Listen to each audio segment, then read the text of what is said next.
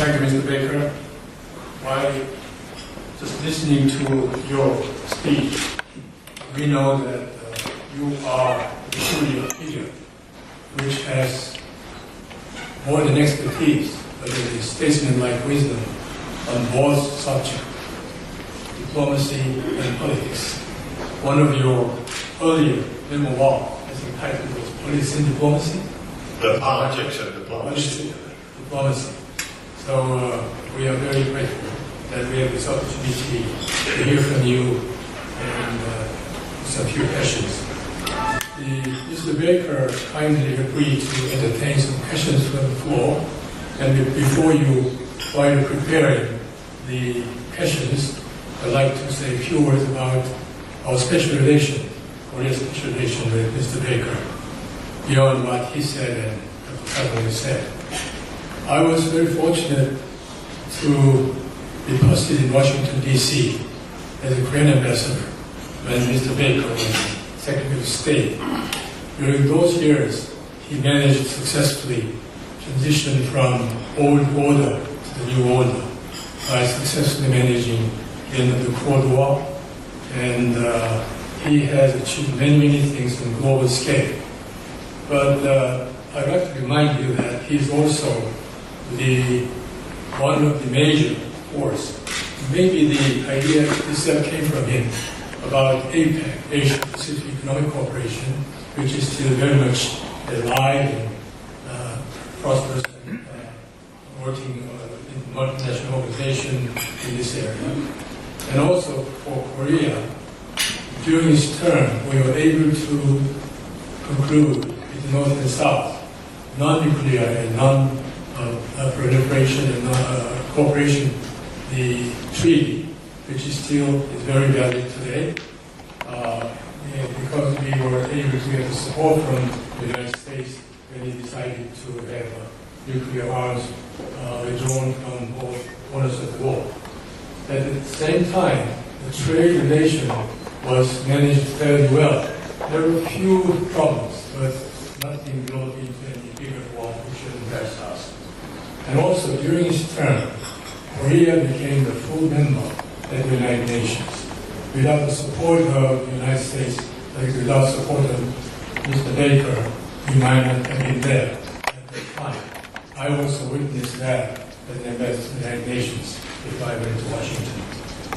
And of course, during this time, our president invited on a state visit to the United States, which symbolizes deepening relation between the United States and South Korea, where both nations can say we share same value and same philosophy. So I was very fortunate to be on the ringside seat to watch all this development. Thank you very much for what you have done for Korea. And I'd like to, without saying further, ask audience some questions to him. So please go ahead. He's known as an excellent speaker, but at the same time, he excels better when he has these questions and answer sessions. That's why we come from early experience. So please go ahead. The floor is yours. Thank you. Thank you, Ambassador.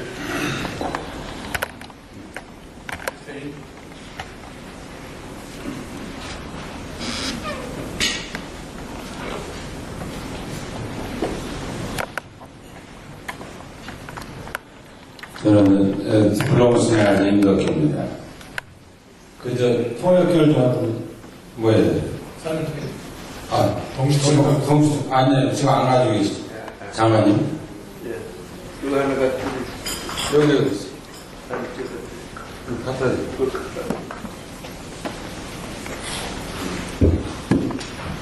My Korean is a little rusty.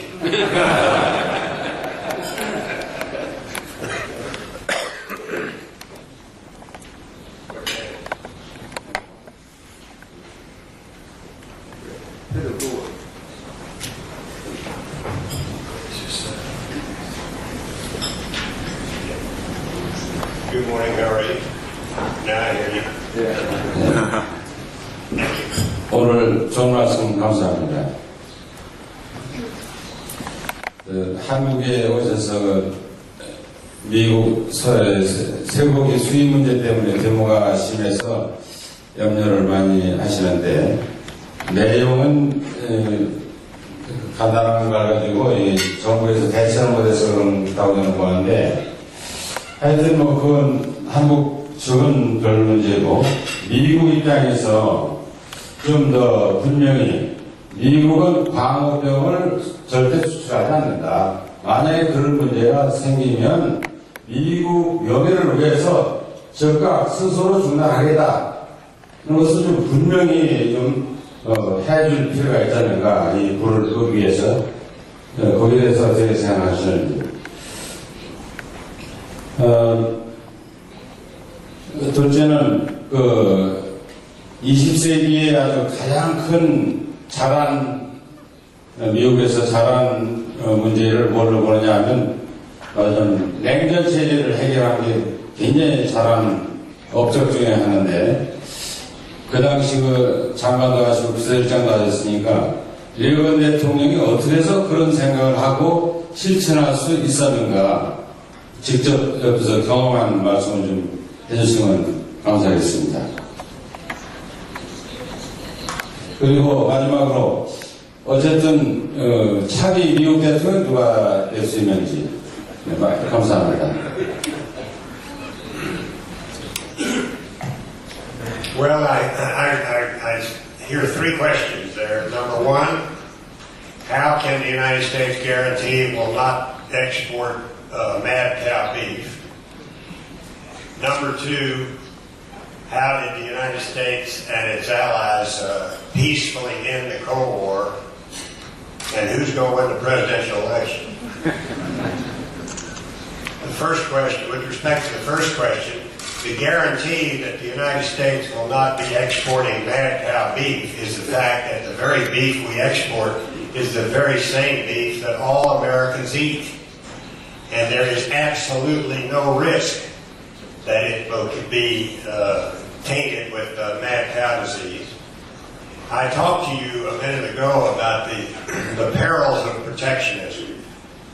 And we must be very careful, both the United States and Korea, not to find reasons to engage in protectionism. I said the United States, unfortunately, there's a tendency there for that to happen. I'm afraid that this mad cow issue smacks a bit of protectionism as far as Korea is concerned. Now, with respect to ending the Cold War, let me say that I think the two presidents whom I served for 12 years, President Ronald Reagan first, and then President George Bush, number 41, second, went about it in a very, very nuanced and appropriate way. The Cold War did not have to end with a whimper. It did end with a whimper. It could have ended with a bang. President Reagan initially decided he pursued a policy called peace through strength, in which he built up America's defense establishment, because that he felt was the surest guarantee that there would never be war. And events proved him right. When President Bush number one came in, the Berlin Wall collapsed about a year later. And many people criticized President Bush for not being willing to dance on the ruins of the Berlin Wall and be more emotive about finally the Cold War is over. But he said, look, I'm not going to stick in the eye of the Soviets, because we have many things we still need to do to make sure that this Cold War ends peacefully. And that was a very, very diplomatic and knowledgeable way to go about, I think, the diplomacy at that time. With respect to the presidential election, I just told my table that this should be, I hope it won't be, but this should be a Democratic year. I'm of course a Republican, and I have endorsed Senator McCain, and I support him vigorously and wholeheartedly. But we do have a weak economic situation in America today. We have an unpopular war, and we have administrations having control, Republicans having control of the White House for 8 straight years. And you have to go back in our history to the days of Roosevelt and Truman to find any time where one of our political parties was able to keep the White House for 3 successive terms. So we will have an uphill climb, but we have an excellent candidate who appeals to the center and appeals to independence. And the Democrats have been engaged in a very brutal battle for the nomination, which is bound to leave some scars. So I think that there's an excellent chance that the Republicans can win, keep the White House. We might lose seats in both the House and the Senate as far as the legislative branch is concerned, but that's my analysis of the election.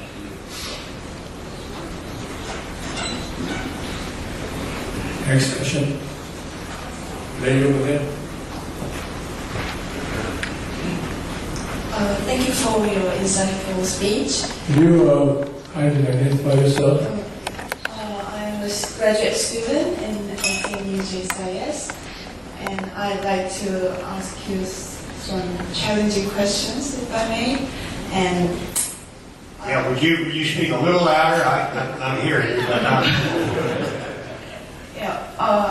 I think almost all the presidential candidates pledged to close Guantanamo Bay detention camp. I just wonder, do you think how much impact did the pressure from international community have on this decision, and what would be the cost and benefit of this measure? how much impact does what have on? The pressure from international community, or like international? Well, the opinion of the international community is important to our country, just like it is to any country. But I don't think any country assigns its vital security interest to international opinion. I have joined in endorsing the idea of closing Guantanamo Bay. I think that would be very good for the United States. There is a problem, and the problem is those people are there now, and what do you do with them? Where do you send them? There are not a lot of countries that want to take them back because they have a fairly spotty record in terms of violence, many of them. There's some of them you can try, put on trial, and I think that's probably going to be done. But I, for one, think Guantanamo should be closed. I believe that to be Senator McCain's position as well, and I'm sure it's the position of the 2 Democratic candidates.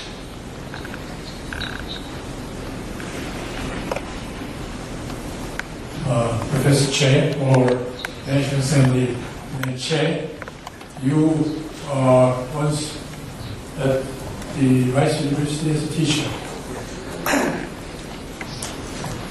Secretary Baker, I'm very pleased to see you here. I left Houston Rice University and Baker Institute building 4 years ago to serve Korea as a parliamentarian. And my term ended yesterday. Your term ended yesterday. Yeah. Well, I hope we'll see you back at Rice University. Yeah, I'd like to visit very soon.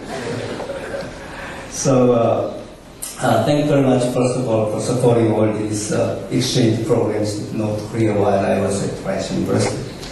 My question for you is, what do you think is the root cause of the international financial system today? You mentioned contagion. What do I think is the root what? Root cause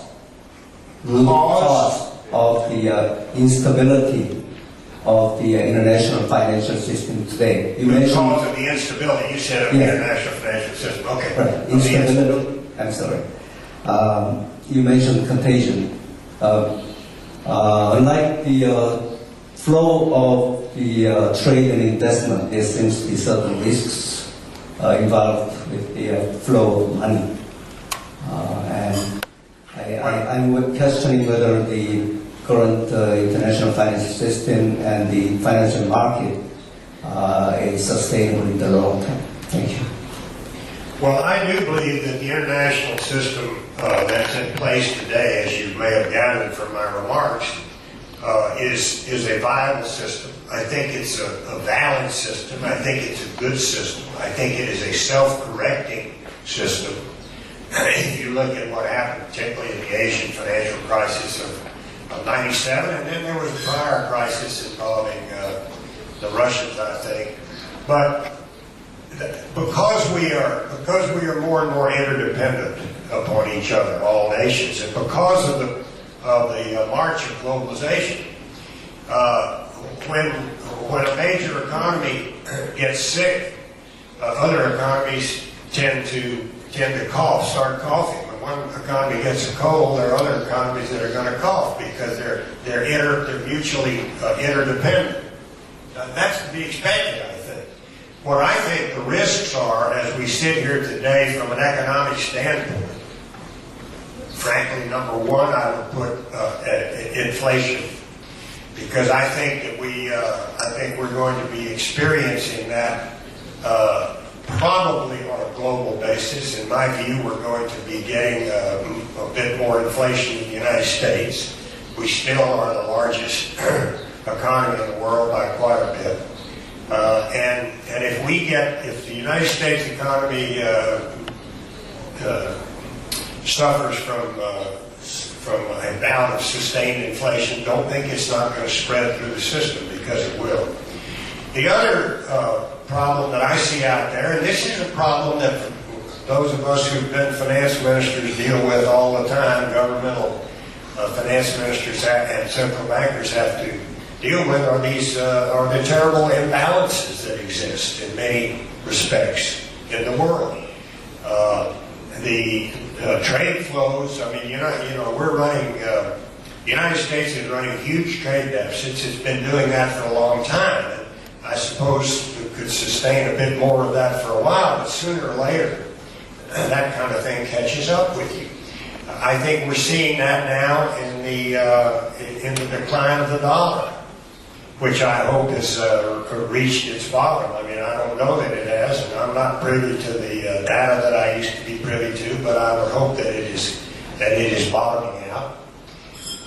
But when you have the kind of current account imbalance that we have today, that's disturbing. We are, for the first time in our history, beginning to pay debt service on our current account imbalance, which means we're paying debt service to surplus countries. And you can't continue to run trade deficits forever and build up greater and greater current account imbalances without there being some self-corrective mechanism. The economy is going to correct. So those are the two things I see out there that I worry about the most: the imbalances in the global economy and the risk of inflation worldwide. As the subject moves to financial institutions and financial matters, I think there is one person in the audience who really can say that he is expert in this matter. As a chairman of Seoul Finance Forum and also former director of Korea Development Institute, a well-known economist and well-respected policymaker, Dr. Kim Gi-hwan. You might have something to ask us and discuss with Secretary Baker.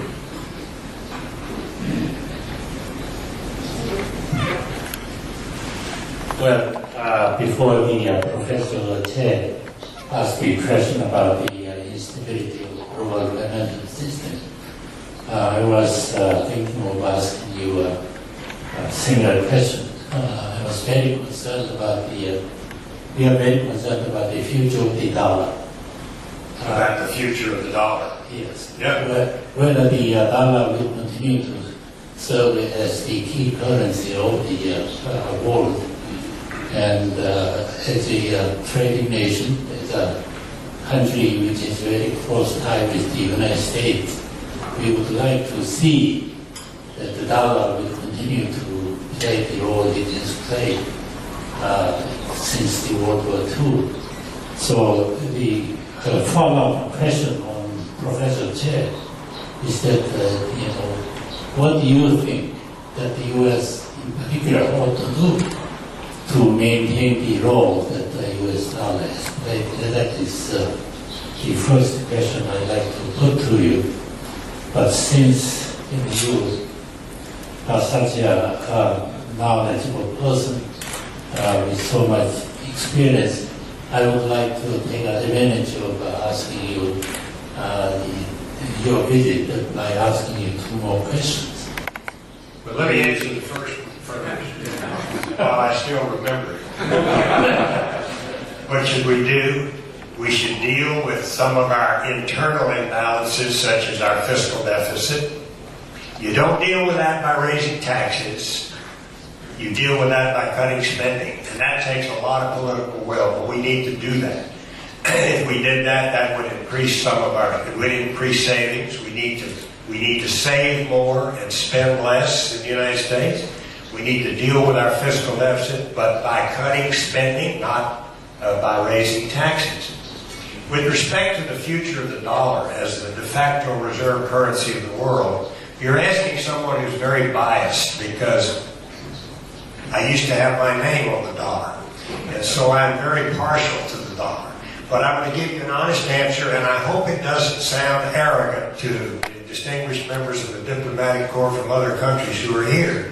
But I do not believe that the dollar will be displaced as the de facto reserve currency of the world, certainly during my lifetime, and perhaps during the lifetime of the youngest person in this room. I simply don't believe that's going to happen.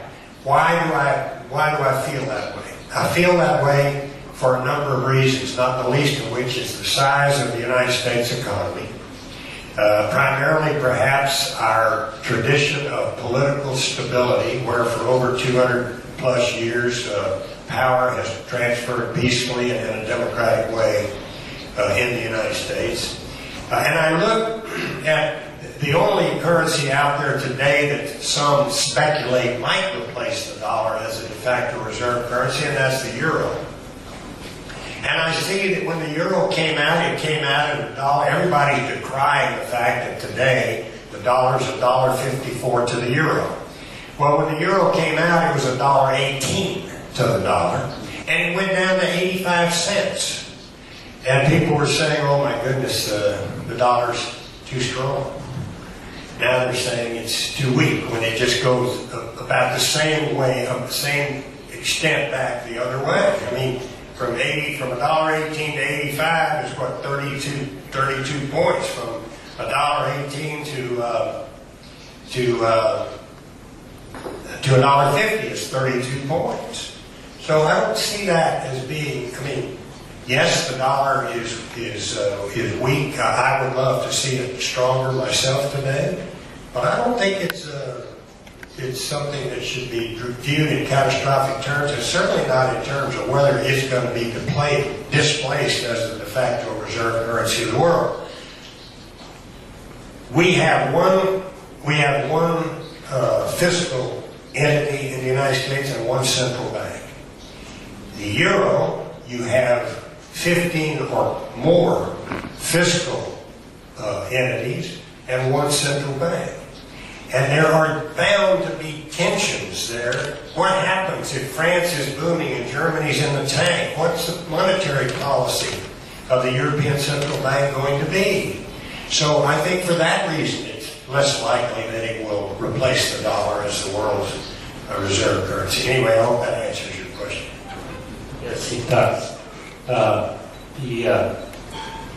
My second question, I apologize that I seem to monopolize for this question.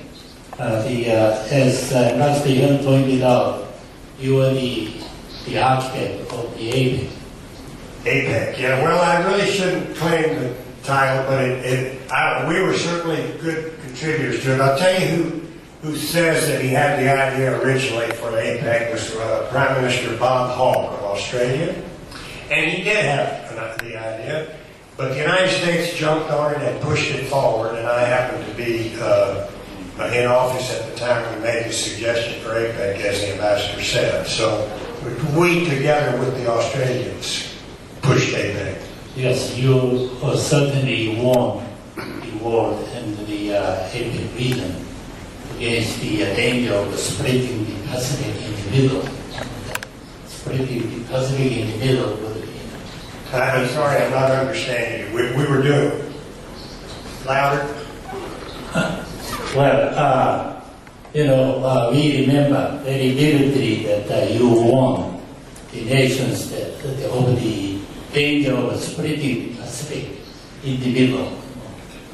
The splitting the Pacific between the East and the West would be a tremendous misfortune for the whole nations concerned. So we really remember the contribution you made to strengthening the APEC. Thank you, sir.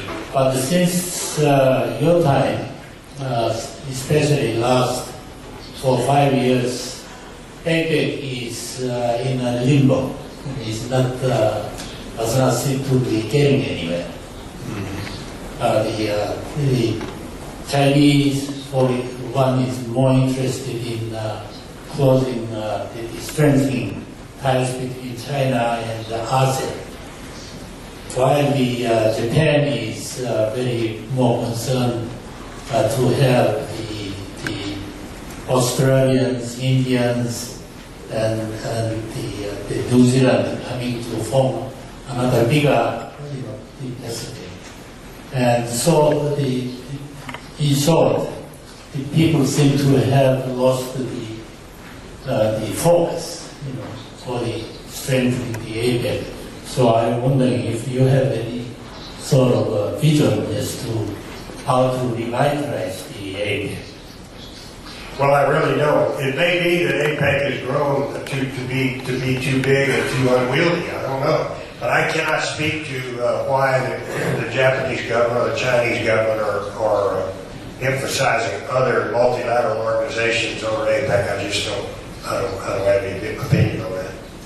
Then in your remarks, you referred to unpopular the war in Iraq.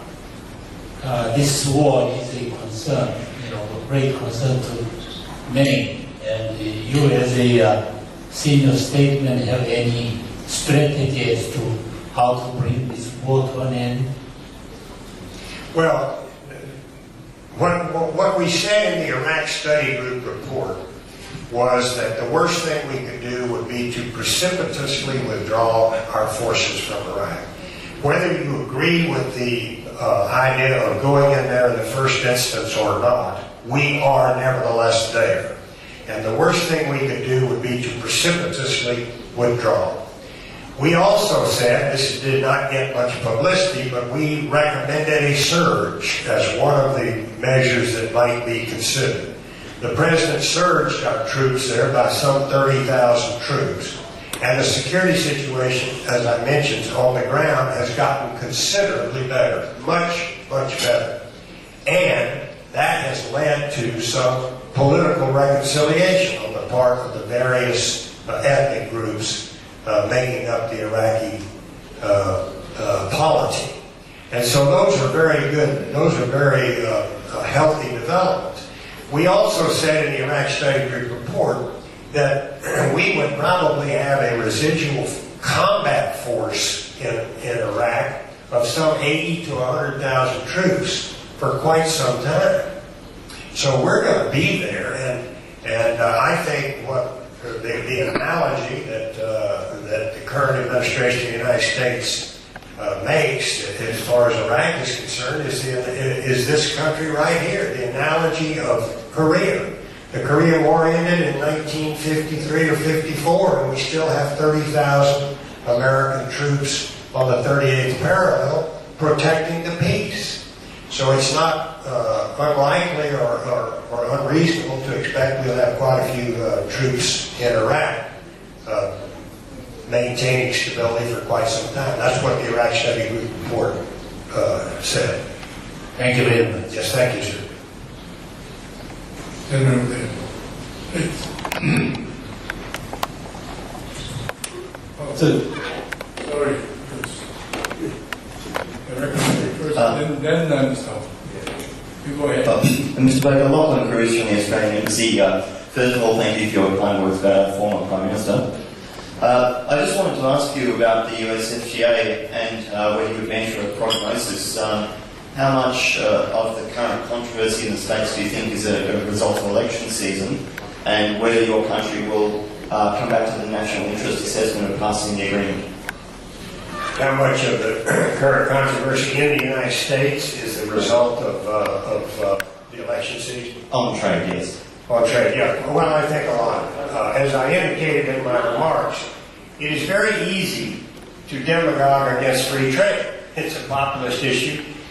People, particularly anytime you have economic uncertainty, apprehension, it's easy to say it's going to cost us our jobs, it's going to do this or do that. And yet we all know that free trade boosts economic growth and creates prosperity and jobs. But anytime you do a free trade agreement, there are always going to be losers. And the losers usually shout louder than the winners, because the winning is across the board. And if you're asking me, will we get the consensus for free trade back that has historically been in the United States, I sure hope so. That's what that's what I said in my remarks. But nobody can guarantee that. It would be really, really tragic if the United States went protectionist, because then a lot of other countries would follow suit. There are a lot of other countries out there that are already protectionist. And so those of us who believe in free trade and understand its benefits have an obligation to stand up and talk about it and be forceful and be as concise as we can be, notwithstanding whether it's good politics or not. And that's one of the things I most admire about Senator John McCain. He knows it's not good politics, but he believes it and he's talking about it. Dr. Hall?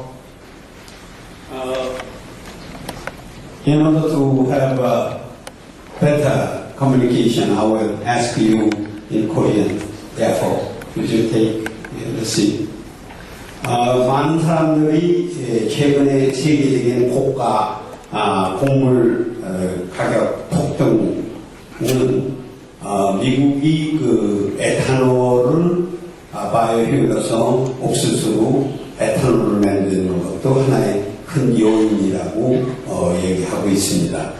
그래서 지금 앞으로 미국은 이 정책을 계속 유지할 것인지 하는 그 전망을 아시는 대로 말씀해 주시고, 또한 지금 계속해서 올라가고 있는 석유, 이게 수배 문제가 있어서 앞으로 계속 올라갈 것이라고 많은 사람들이 전망하고 있는데, 베이커 장관께서는 어떻게 보시고, 이것이 어느 정도 멈추려면 무슨 정책이 필요하다고 보시는지 말씀해 주시면, 아는 것이 있으시면 말씀해 주시면 고맙겠습니다.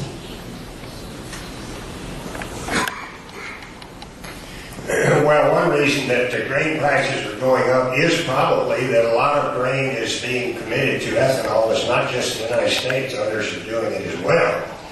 But one reason that oil prices are going up is because there's a greater demand than there is a supply of oil, which means you need to look at alternative fuels, which means ethanol or wind or solar or something like that. So these problems all cross-cut each other in many respects. I don't know that the ethanol boom is going to continue. So it costs so much, as I understand it. I'm not an expert in this area, but I understand it costs a lot more to actually manufacture fuel out of ethanol than it does with oil, even at $125 or $30 a barrel.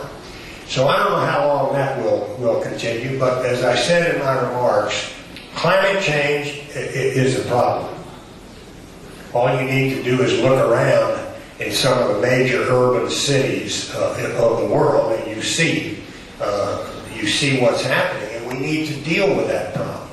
And we need to deal with it in a way that doesn't dislocate economies around the world, because then you create instability. And an unstable world is not going to be able to deal with those challenges we talked about. So you got to do it in a responsible and an economically viable way when you're dealing with climate change. The Kyoto Treaty, when we were in office, when I was Secretary of State, we wouldn't sign the Kyoto Treaty because it's a bad treaty. It's a bad treaty from the standpoint of the United States, certainly, but it's a bad treaty for a lot of other countries because it doesn't include a lot of countries around the world. If we're going to deal with a global issue, we ought to deal with it on a global basis and have everybody on the piece of paper, have everybody sign it. Countries that weren't covered by Kyoto need to come together to the table along with the United States and other countries and find a solution to the climate change problem where the burden is spread more equitably. That's the reason we didn't sign the Kyoto Treaty. Then we lost the election in 1992. The Clinton administration signed the treaty, and the United States Senate rejected the treaty 95-0. A very narrow rejection, 95-0. It's a bad treaty. And I get tired of hearing people talk about, well, the United States should be on the Kyoto. We should sign a treaty that gets the job done, but that doesn't create huge economic problems for our people. That's true with respect to any country. And when I suggest that we get everybody on a piece of paper, we get everybody on a piece of paper on a treaty that we can all agree to and that will attack the climate change problem responsibly. Thank you, Mr. Baker. I know that distinguished members of our diplomatic corps are present at this breakfast, and maybe esteemed Ambassador George Ono from Singapore might have something to ask to Secretary Baker. Please. Thank you, Ambassador. Secretary Baker, I'm not sure you quite answered Ambassador Kim Ki-wan's question about APEC, so let me put it another way. Question about what? APEC. APEC. Yes. Okay, good. About the future of APEC. Let me put it another way. What do you think the next president of the United States should do about this trend of growing regional cooperation, regionalism in Asia, in the form of ASEAN +3, in the form of East Asia Summit, or what the Koreans like to call ASEAN +6, and also, a revival of the Asian Monetary Fund. I do not know whether these developments would threaten to divide the Pacific or not, but I think the next president of the United States would have to address these issues. So I would like to have your thoughts on that. Well, now tell me again what the issue is. The fact that there are regional groupings forming in Asia, is that the issue? Well, the issue is Asia-Pacific cooperation. The issue is peace and stability in the Asia-Pacific, which APEC has contributed towards. So there are developments which may affect these cooperation across the Pacific. So therefore it calls for a response. I think. Well, I don't know. Maybe your advice is that there is nothing to worry about. No. I think the next American president is, of course, going to be interested in enhanced peace and stability in Asia and across the Pacific. But it seems to me that the institutions that are currently existing should be, if they are properly used, should be up to the task. Are you suggesting the creation of other multilateral organizations? Or is it just that there hadn't been enough emphasis on APEC? I thought APEC was a wonderful concept, a wonderful idea. I know it worked well for many years when I was in government. It frankly comes as a little bit of surprise to me today to learn that you don't think it's working well, because I hadn't heard that before. But I think we have the institutions. It's just a question of using them in the right manner. Maybe the United States is not leading in that area the way some of our friends would like to see happen. If that's true, it comes as a surprise to me. I didn't know that, but then I've been out of government for 15 years, so you have to understand where I'm coming from. Anyway, it's been a real pleasure to be with you this morning, and I thank you very much. Thank you, Mr. Baker.